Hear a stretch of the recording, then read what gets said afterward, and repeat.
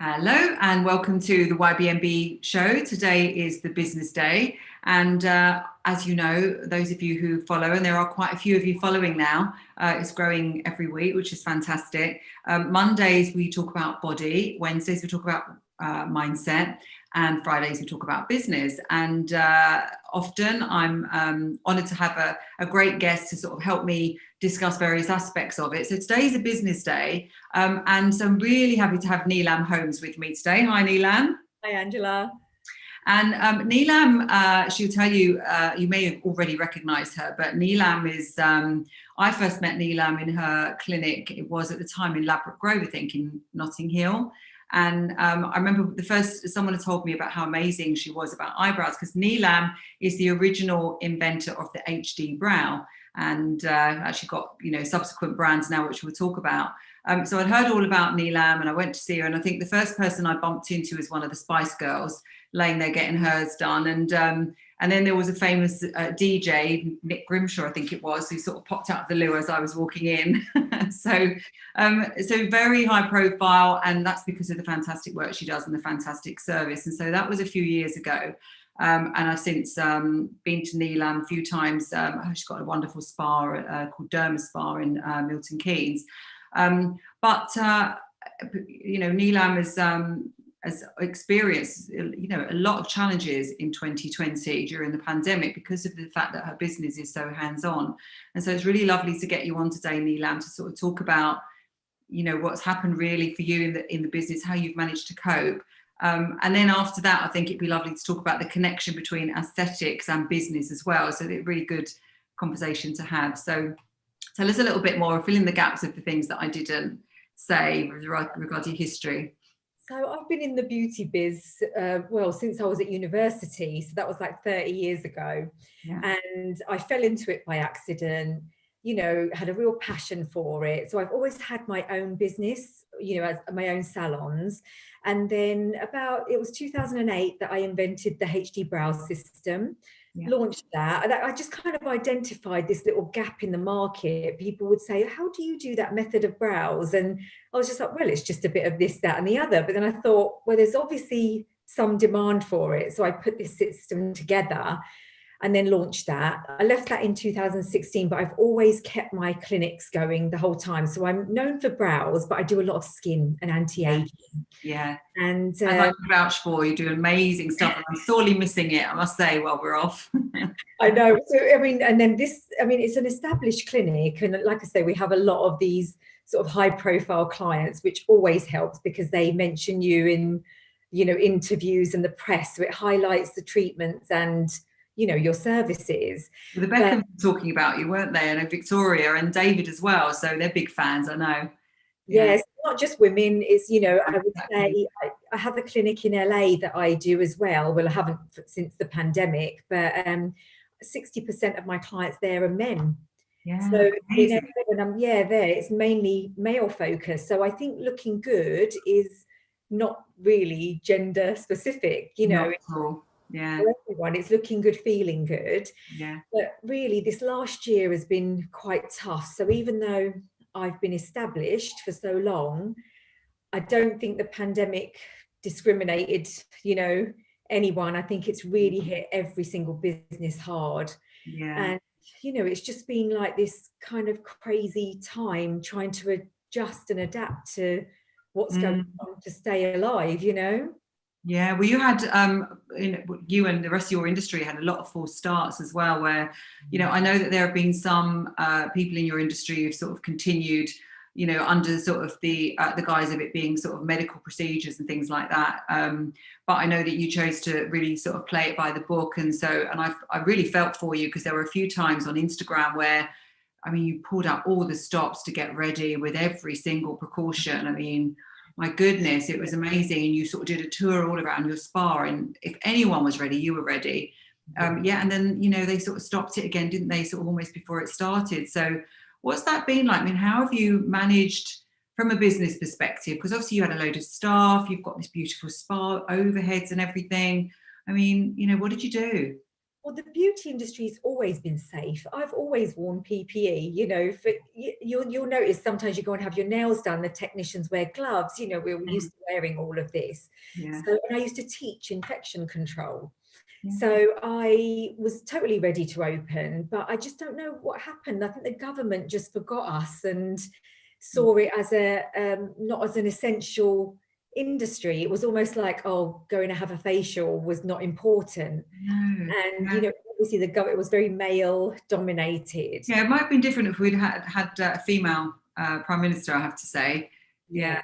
I think they didn't appreciate the importance of what we do. It's not just about looking good, it's about feeling good. Yeah. So when this happened, we got all ready to open, but we were actually the last industry to open up. And so in the meantime, we were like, what can we do? What can we do online or remotely? So we were selling home, you know, self-care kits. We were doing courses, but we ended up doing free education just to keep everyone interested, you know, to customers and to other industry professionals. I think it was lots of online consultations, help, but there's only so much you can do for your client without touching their skin, you know. Yeah, exactly. So I think what the biggest exercise that was most beneficial for us was I sat down and actually looked at all the services that I offered and worked out which ones actually made us money, which ones we used to get people in the door but didn't really make any profit. Yeah. And I've never done that exercise before, you know, and actually a lot of salons are not profitable. Well, I think that's the thing, you know, when you're actually in the thick of it, you're on the hamster wheel, you're running a business like we all were, you know, up to the pandemic. I think there's lots of sort of areas, grey areas in a business, and ones that, you know, as the owner, that you really do need to look at. But overall, if the picture's positive, you're sort of just forging ahead, trying to grow, delivering a great service, and you don't get round to really analysing it properly like that, do you? When you really should. Yeah. Well, what happened, I was growing in reputation and demand, but we weren't growing financially. We were actually, I was like, oh my gosh, we actually lose so much money. But because I had another business that was compensating, I wasn't noticing it so much. I was so focused on keeping everyone happy, like my clients. And if we got busy, I would go hire another therapist, hire another member of staff, but I didn't really look at the business. You're so client focused, and that really, really comes through. I mean, I do think, you know, for all the things that creates in terms of, like, you know, maybe your bottom line is not as you might like, etc. What it does mean is you have such a loyal client base, and that really has carried you through all the way through, I think. But so you did this analysis, and then what did you do? Because obviously you had all these staff, all these therapists, you've got all these clients who understand, and they're obviously going to come back as soon as they're able to. So what do you do when you've got all these staff but you can't keep them employed, you know? We had a lot, I mean, I was overstaffed. I found out that I was actually overstaffed. And, you know, no one wants to let their staff go. I've had my team for, some of them have been with me 20 years. Yeah. But, you know, we thought going forward, we had the furlough assistance, but I just thought we're going to have to make some changes. Yeah. So what we did was we cut the menu down, took away the low margin services. And it turned out that really then there were staff that just worked on those services. So we actually made some redundancies. We didn't really have a choice. Yeah. But what I did was we found that those clients didn't have the higher end treatments. And I told my team, my girls, to go and set up their own businesses. So I helped them with that. Lovely. And yeah. I sent those clients. So I didn't feel as bad, but it was a really hard time, you know, emotionally for me. And, you know, I had a lot of guilt and that sort of stuff. I think that's it. I think that, you know, as business owners, and it sounds like your team, you know, were lovely to you. I mean, I went through some of the same stuff with my own business. You know, you may have to make these redundancies, and it's almost like people are, quite understandably, they're so fixated on their own current situation. They're so shocked by everything. The last thing they want is for you know, to lose their job. And you feel terrible about it as the business owner, but it's not like you've got to do what you have to do in as sensitive a way as you can. And I think what people don't see is all the heartache and anguish that you have, because your business is your baby, and especially when you've run it for so long, and like you say, you've got a team that you've had for so long. it's very difficult to make these changes, even though sometimes you have no choice, or even if you have a choice, you know that, you've got to make these sensible decisions to stay basically there as a business. So how did you sort of cope with those feelings, and what sort of, I know you did a lot of really lovely motivational stuff online, by the way, about mindset and stuff. I like to think that I try and be the positive thinker, actually, and I don't mind sharing this. I've suffered with depression since I was a teenager. And I do get those slumps where I find it really easy to get into that mindset to go, oh, this is all going against me, and really negative. I always try and stay really positive. I like to, I think helping others as well. So I actually wrote a gratitude list every day. Yeah, I saw that. Yeah, straight away. I thought every day, and I did it for myself, but I was so surprised at how many people actually sent me messages saying, I started doing the same thing. What a difference it makes to the rest of your day if you do it first thing in the morning. Yeah, I definitely agree with that. That's one of the things that we do on the YBMB program. We bring people on and we do, everyone thinks that we're in the gym constantly sort of working them out, and that is a little bit of it, and helping them what to eat and everything. But a lot of it is in order to keep their mind focused. There's a lot of things, I call it the emotional gym. And one of the things is a gratitude diary, as you say. So that, and also that's very helpful for others. I even noticed that you actually put something up about, saying how you felt for Boris, that, you said that whether you're a fan or not a fan, like he obviously looks like he's really been through the mill. It's not something that he necessarily signed up for. And who else could have done a better job? Let's give him some credit. It's a blooming tough job, isn't it?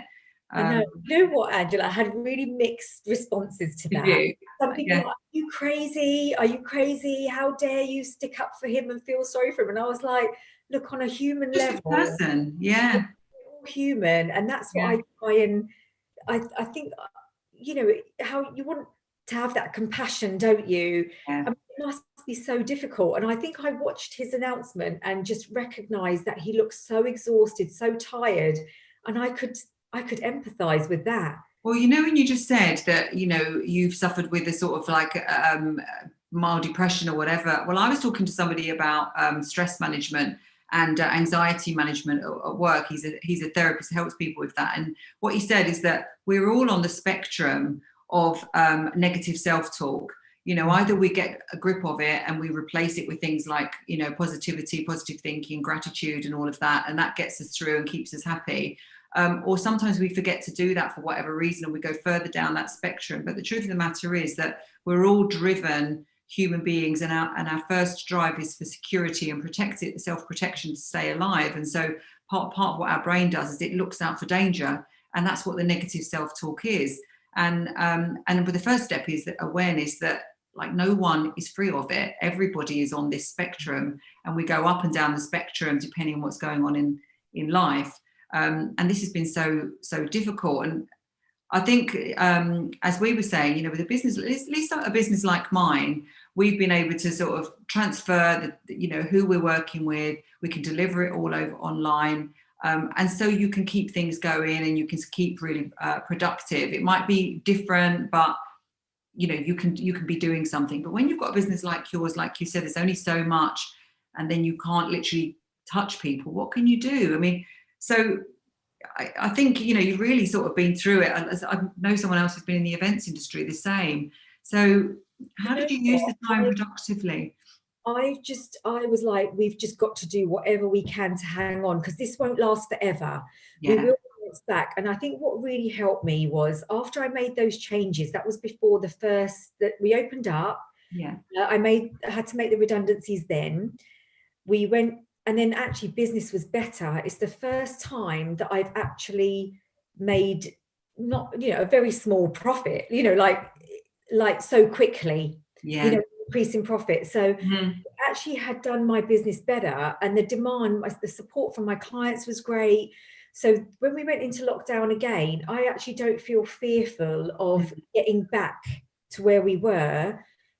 I just feel fearful of managing the next 7 weeks and hanging on in there. That's all. So but I know we can do it. Just my advice is do whatever you have to do. Yeah. To keep the wheels turning until you're allowed to open, because then we'll get we've got that chance to claw it back, and then rest now, because we can work double this, the time when we actually open up to make up for it. That's really good advice, actually, to sort of just a bit of self-care and rest now, like you said, because it's not going to last forever. We can see with this vaccination program that it's marching on. And but I do think what you said as well is interesting, when you say, oh, I hired another therapist, or if we were a bit busy, because I think when you've got that entrepreneurial spirit and all you care about is providing a good service and really wanting to do well for your client, all that other stuff to do with, spend and profit and all of that, I don't know about you, but it's just like not the bit that is exciting, is it? And so you want to sort of focus on all the great things you can do, but it all costs money. And if you're not careful with the business, it's very hard to balance the books and sort of to keep things going. So, but you kept your team intact, your core team. Yeah. And you've obviously got your lovely spa still, and you've introduced whole load of new services and also a new brand, haven't you? Because you had the HD brow that everyone knows about. You exited that business, I know, in 2016, and then you've got this fabulous new brand now. So yeah, what's that one? That's been great. So that was, again, not the best time to launch it, but it's called Eyebrow Queen. So from the HD business, that was all about teaching salons and therapists to do a set method of brows, and then they would sell these products to their clients. So it's a bit like maybe like an Avon type model, Yeah. But then I noticed my passion was really in making products and the retail side of it. So I've actually made a cosmetic line called Eyebrow Queen. And we were like, oh, who's going to buy cosmetics now? No one's wearing it. But to be really honest, the pandemic has helped that business a lot more, because that is online. Do it. Yeah. So I focus most of my time and energy on that side of it. I am fortunate that I've got that business that will pick up the slack from what I've lost with the salon. Yeah. But I've just noticed you've just got to be a bit more present everywhere.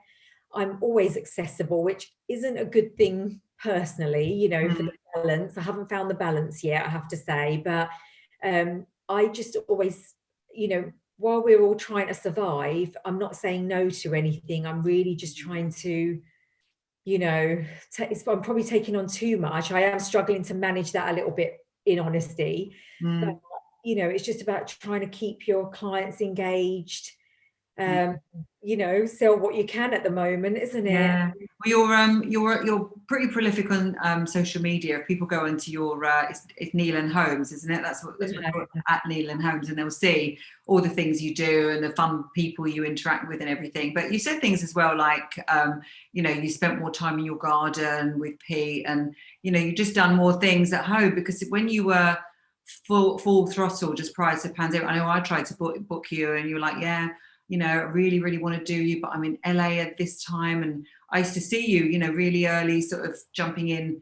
A car used to pick you up and you'd be wrapped in a blanket still asleep, jumping on a plane, going to LA, doing people for like 48 hours and coming back. So it must have been a big, big change for you.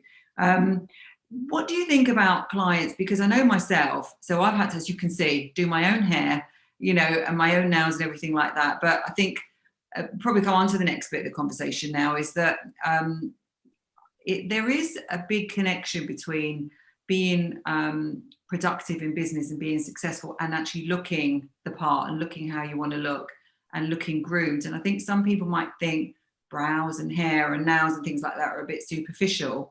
I personally believe that there is a very strong connection between looking as you want to look and doing and achieving what you want to achieve. And I know myself, when I got particularly fit, in about 2017, that it attracted a lot more business opportunities to me. And why was that? I think it's because people look at you and they think, well, if you can achieve, in my case, it was physical fitness, they want to find out how you've done it and what is it about your mindset. And if you can do that, you can do other things. So I think there's a big connection personally between looking how you want to look and achieving things. What's your perspective on that? I agree with you, Angela, because I think when I see someone like yourself, when you had that transformation years ago, I was like, oh my God, this is a different person. And actually, I think physical goals like that are harder to achieve than business goals. So it shows determination. Yeah. And I think when you look good, I think people perceive you differently as well. I know it shouldn't be like that, but grooming, not being pretty or beautiful and all of that, it's more about grooming. If you look at now where hair salons are closed, Boris Johnson's hair is crazy, isn't it? And actually now his hair's so wild and mad, he makes I do know the tired. feeling. He looks stressed, tired. Yeah. But he probably just needs a good haircut, you know. Yeah, and it totally does. You know, just something that's going to make him look like he's confident, competent, capable. Yeah. And I think when you actually look good and take care of yourself, I think that comes across in your work. You know, it really does. Yeah, I would never go to do a client ever without makeup. To me, that's part of my uniform. I don't ever want to have to go somewhere and go, oh, excuse how I look. Yeah, no. You always look gorgeous, actually, because I remember once seeing you at an event, a charity event in Corinthia, and I think you were doing Eva Longoria and I think you were doing Victoria Beckham then as well, and a few others, weren't you? And but you were also going yourself to the event, and I thought, look at her, you know, you just look stunning, and you were delivering the service, and then basically you put your dress on and off you went, and you always look lovely like that.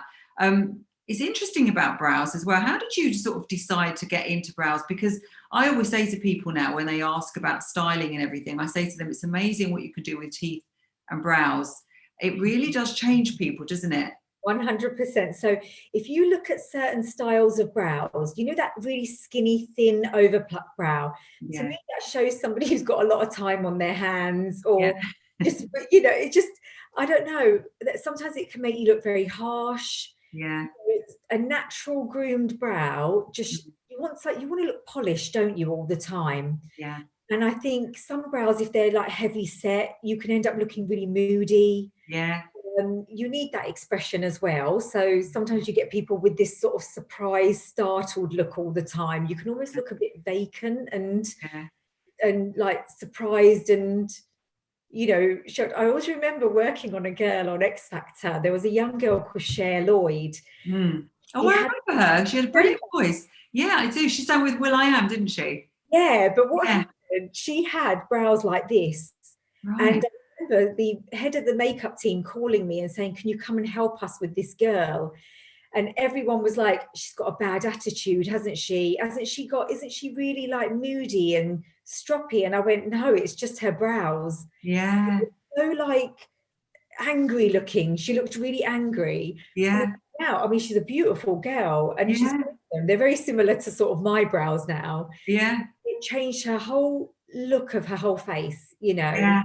Oh my goodness. I remember the first time you ever did mine, and they're like, desperately need to see you now because they're not done. But when you first did them, it was transformative. It really was. And I know that, you know, when you do I always say to guys now about trimming their eyebrows as well. Things like that really, really do matter. But it, you know, getting back to this business thing, it really presents a better image. And that, you know, I think as the person who's groomed, you're then not thinking about what you look like. You're just focusing on business. You're not worrying about how you look. And equally, if you are the person who's being sort of, let's say, interviewed, or you're trying to sell something, you're not being judged on anything funny about your appearance. they're listening to you because so on one side you don't want to look over the top, because actually I think it goes against you sometimes. So I know I do my treatments, which are a lot of anti-aging, and I'm 50 soon, and people go, oh, you look so young. So one side it's a good advert, but then on the other side I had a consultation. It was about a year just before lockdown. A lady came in and she said, did the whole consultation for her, and she said, who's the treatment going to be with? And I said, oh, it'll be with myself. And she went, oh no, could I have your manager? And somebody else, could I not have it with your manager? And I said, oh, my manager manages the clinic. She doesn't do treatments. But she went, well, is there anyone more senior? Right. What a compliment. I know, but she said, I actually thought you were the junior when I explained what you were learning. That's like someone knocking on your door and saying, is your mum in? You know, what a lovely, I know, but she didn't want the treatment with me initially, so it can put people off. Or he's got a lot of makeup on. A lot of clients say to me, I hate going somewhere where somebody's, they're all like, you know, dolled up to the nines and you feel so plain. So it's having that fine line. And I've got very successful friends, business women, who are beautiful, glamorous, and then they don't get taken seriously as well. So it can go against you. But to me, I think looking groomed, you know, doing all those things, that the stuff I do is to prep you so that when you wake up in the morning, you don't have to do a lot. Exactly. You can stick a gym kit on, or you can put put anything on and not worry too much. And that's the lovely thing about the services you provide. One thing I did want to ask you, I mean, I could talk to you. You've always got brilliant stories. You're always lovely to talk to. And I think this is very helpful, you know, and probably why you've got such a great client base and some, you know, famous people. They feel comfortable being with you as well. But you have obviously got a really good way of, you know, of achieving prestigious clients, getting, you know, not everybody, you've got a client base that people would love to have in your industry. And you don't do it through traditional sales methods. It's all through referral, isn't it? And I think it's such a good, tell us a little bit about that, because I'm sure there are people watching who may be in your industry, they know who you are, and they, you know, they've been interested in watching for that reason, and they want to sort of learn some things. But how have you built your client base? Angela, so I think I get asked this question a lot. People say, can you help me? How do I get a famous client? How do I get this? I've never used a PR company ever or anything like that to go and attract, or I've never approached a client and say, do you want to come and see me? And then use them for advertising. So what I do is I've originally, I think that one of the first people I worked on, funnily, about 20 years ago, I worked on J-Lo. Right. And then, but it wasn't a thing then to do a famous client. We didn't have social media. No one knew. But then it was people, I think it was Jade Goody. I remember doing her, and, you know, just little things. But then she would refer somebody, and it would be someone totally not connected from a different field. It's all about referral. First, you've got to do a good job. Then you've got to, I don't talk about it unless they post it. I'll never ever talk about a client unless they tell me they've been out there and they put it into a public domain. I don't ask my clients for quotes or anything like that. They might send me a message, and I might say, because I have a marketing team now that say, well, can you get this person to give you a quote? And I'm like, no, I can't. But they did message me, and I might say, would you mind if I use that? Exactly. That, and then they'll go, of course. So I don't really ever go and say, and I never say this is my client, because I don't own my client either. So a lot of my clients do go to other people as well. And some people go, but that's your client. I'm like, no, I don't own my client. Everyone's got the right to try something else. They'll come back to me if they, you know, if they're not happy with that, and I never make them feel like they can't come back to me either, just because they've gone somewhere else. So it's like delivering a really, really good service. And then when people refer, because I know when someone referred me, and you're just so warm and lovely and, you know, very welcoming. And I knew how busy you were, but you still sort of found, you know, the time to do a consultation. And I try that. And I think the other thing is I don't get involved. So the problem that a lot of like high media, you know, people in the media have is everyone wants to use them as a ladder to get, you know, a stepping stone, you know, or to get up the ladder. And I don't really, you know, obviously I'm very friendly with my clients, but I don't try and be their friend. And I've had that problem sometimes with members of staff in the past, you know, where they've been with me and assisted me, and then it's all on their sites. I've treated you know, or they message them personally, and it can be, I never cross the line. So you've got to keep professional. I think the other thing you do really, really well is, and I'm sure this comes from a natural interest, is you're so innovative. You collaborate with cutting edge people, with doctors. You're always looking at new equipment, new ways of doing things, non-invasive stuff. You know, and you're quickly looking at newest trends, but you've invented things as well. So, I mean, is that conscious, or is that just because you're so interested? And tell us, maybe we'll tell us a few of the other, you know, the most exciting things that we must try when you're back. So I'm really lucky. I'm a bit of a science geek anyway, and I love new things. I love using technology to enhance results. So I'm all about machines, or, you know, I'm not against injectables or anything, but I think everything in moderation. Yeah. So my mentor was Dr. Saleh, who's I've been under for 25 years now. Mm-hmm. And he is like, we call him the mad professor, you know. Yeah. He's always got this new invention. He actually showed me an airless way of injecting Botox about 16 years ago. He came up with this gun, and we were like, oh my God, what is he doing now? Yeah. And actually, about 4 months ago, they showed something on the news about this airless injection for the vaccine. Wow. And that's the technology that he showed me. Yeah. So, you know, all these things come around, and I'm around scientific minds. I've got about 4 doctors that are always, they've been around me. So, and I like to think outside the box, think, how can I do that easier? So, yeah, I think that's where those things come from. And I have doctors that go, I wouldn't do that treatment. And another one will say, I wouldn't do that one. So then I listen to my clients. And then I'm open to everything, but I have to go and try it all. Yeah. So the newest thing at the moment is probably the Morpheus 8. I don't know if you've seen that with Judy Murray recently and Amanda Holden. Yeah. We've had mega transformations with this treatment. So I started that about a year ago. And it's where we use needles to inject radio frequency energy deep into the tissue to contract it, lift, contour, tighten, and generate collagen. So that's probably one of the key things if people have missed beauty for so long. Yes. A quick jump start. Yeah. And then obviously the collagen wave, which you've tried, has always been my staple go-to anti-aging. Holy thing. Yeah, it's brilliant that. Yeah. And what I love about what you do as well is you do lots of combinations of things, a little bit of this and this and this and this and this. So just come out, you know, feeling so refreshed and glowy.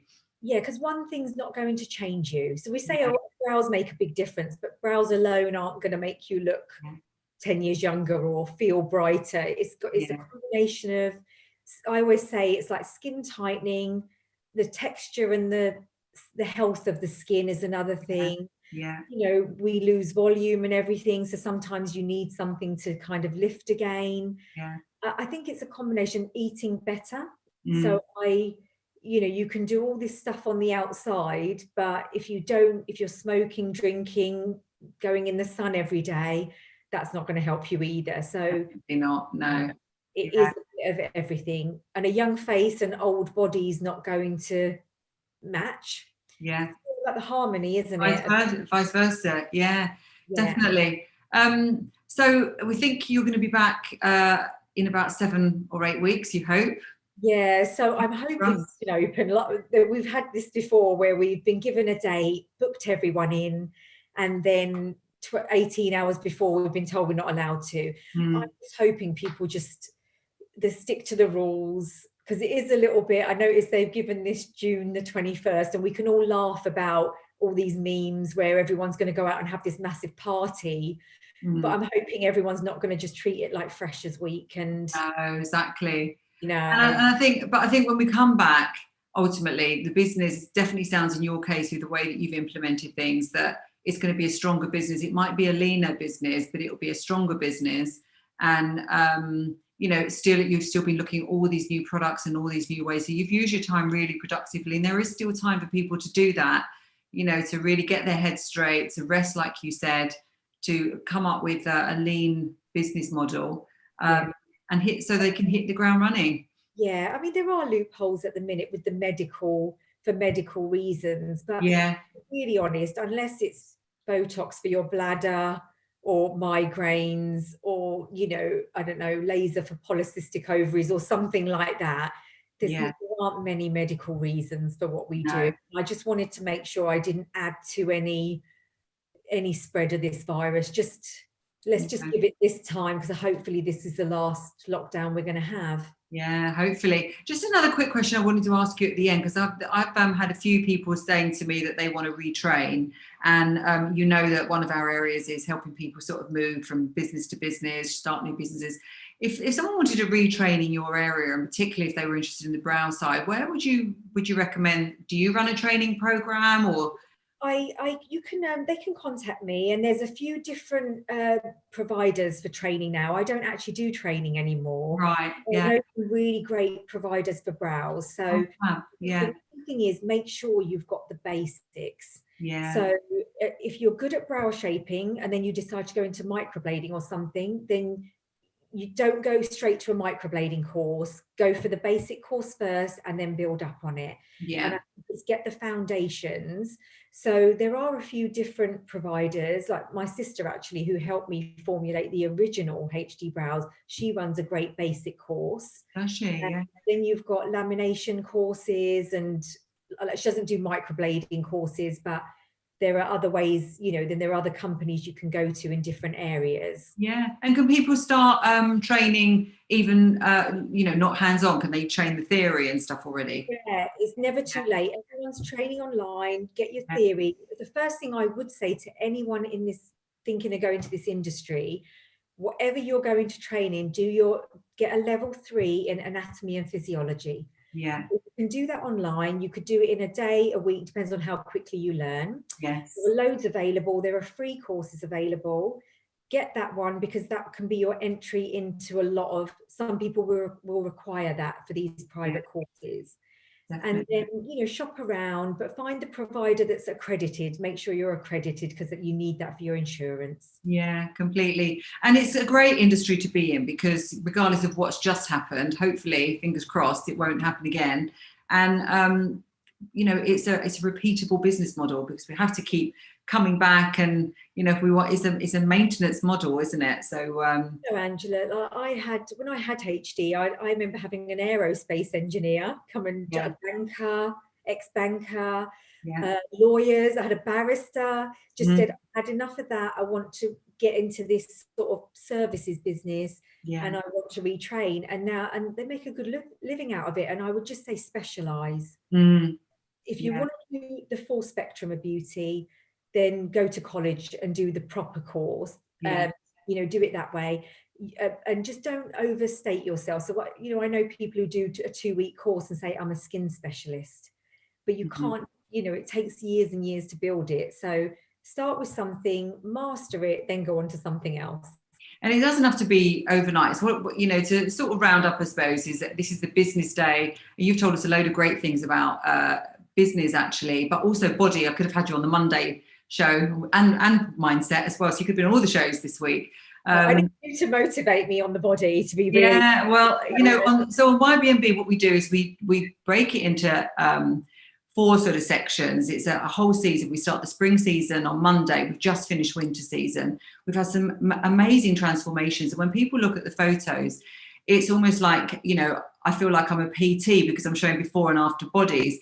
But what's just in the mix at the moment is the new video that we've put together, where people actually, I show what they said the first time they came on the program, and then I show what they're saying sort of 12, 13 weeks. And it is actually amazing, because you see someone sort of saying, I'd love to start a business in whatever the industry is.